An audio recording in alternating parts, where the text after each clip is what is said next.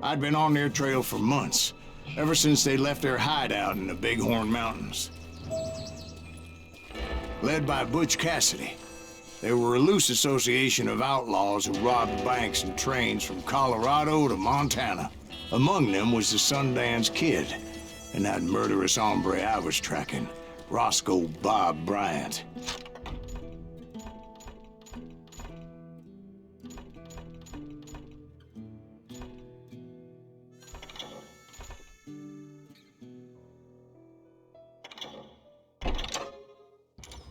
Were you a part of that giant Pinkerton posse after the Wild Bunch? No, boy. A circus like that would have slowed me down. Besides, I wanted Bryant all to myself. I'd heard about a large shipment of gold being transported to Wilcox, Wyoming on the Overland Flyer. I figured the Wild Bunch would likely hit such a treasure, and by God, I figured right.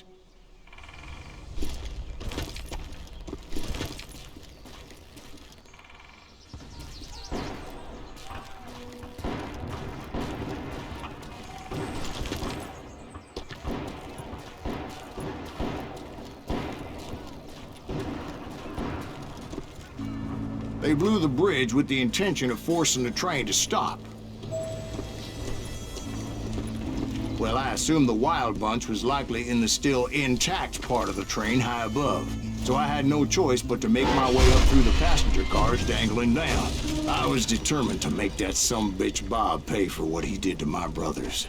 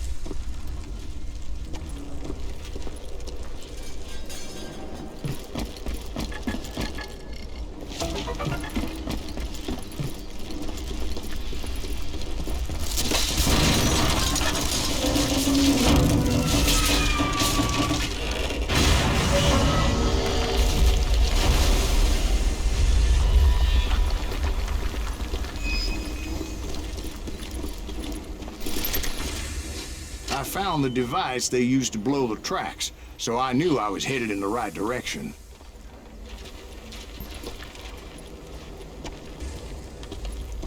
My ears are still ringing from blowing up that bridge.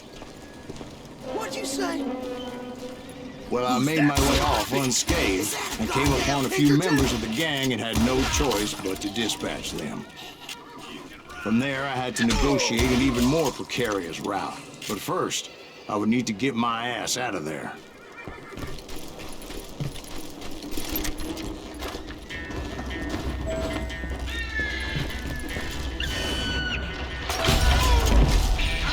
I jumped from the frying pan into the fire as the train was clearly fixing to fall. I had found the gang, but in order to find old Bob, I needed to fight my way forward past a whole passel of desperados.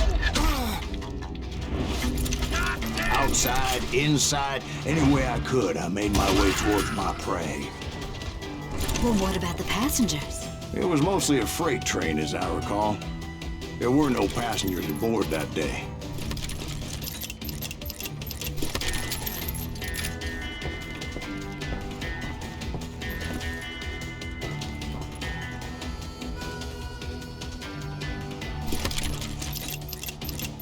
That's right!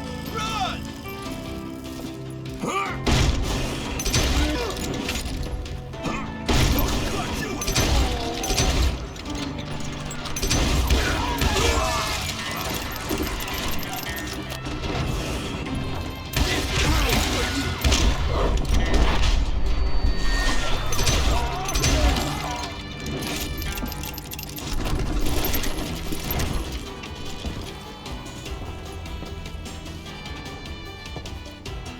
As I mentioned before, I am not fond of heights. But I was too busy dodging bullets to worry about falling to my death. Odds were I was likely to die that day anyway.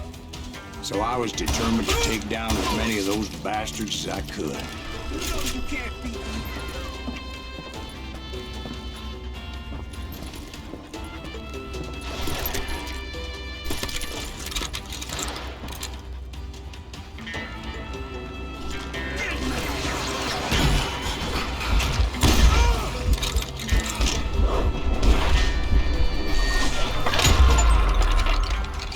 It was like shooting ducks in a shooting gallery.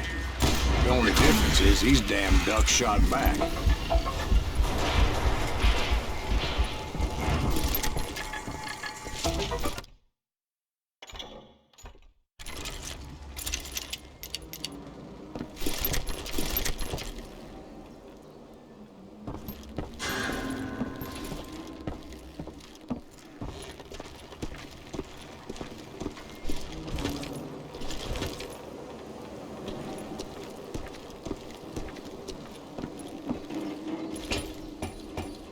I kept hoping the law would show up and give me a You hand. mean like that giant Pinkerton posse that I read about? Did they come riding in, guns a-blazing to help?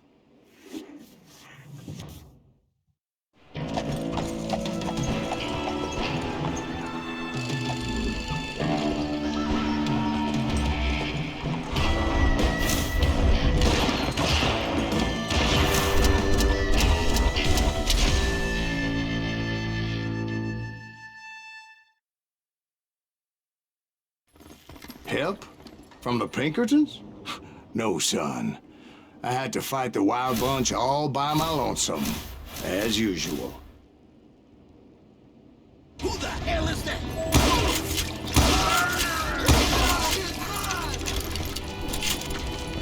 Got cover! Retreat! Retreat! He's killing everybody! They'll kill us all! Run!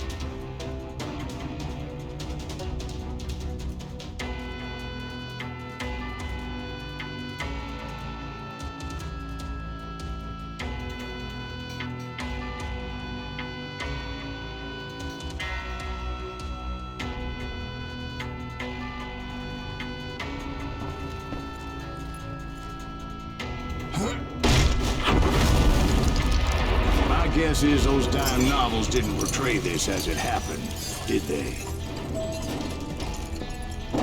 Only a few stragglers were left. I had to cut them down pronto if I was going to stay on old Bob's trail.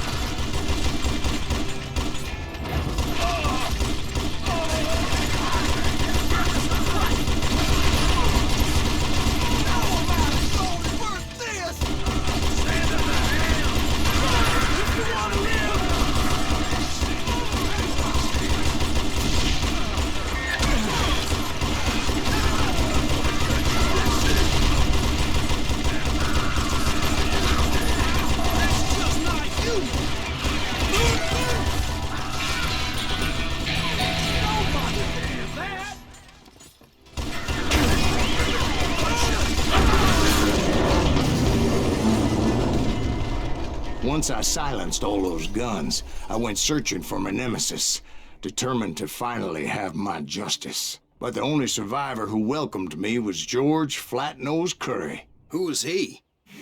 The fastest gun in the gang. Right after Sundance, I mean. And Kid Curry, and maybe Elsie Lay. Though some folks might dispute that.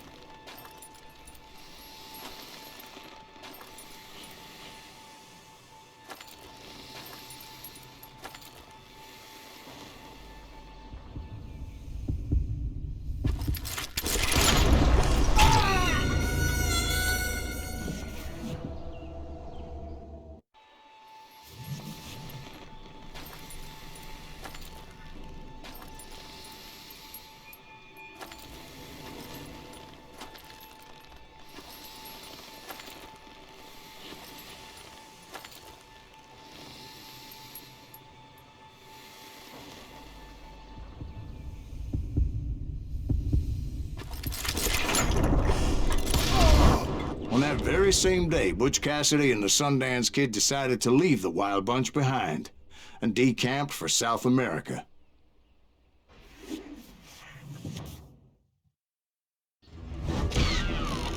They ended up living down there for many years, but I'm sure you already know all about that.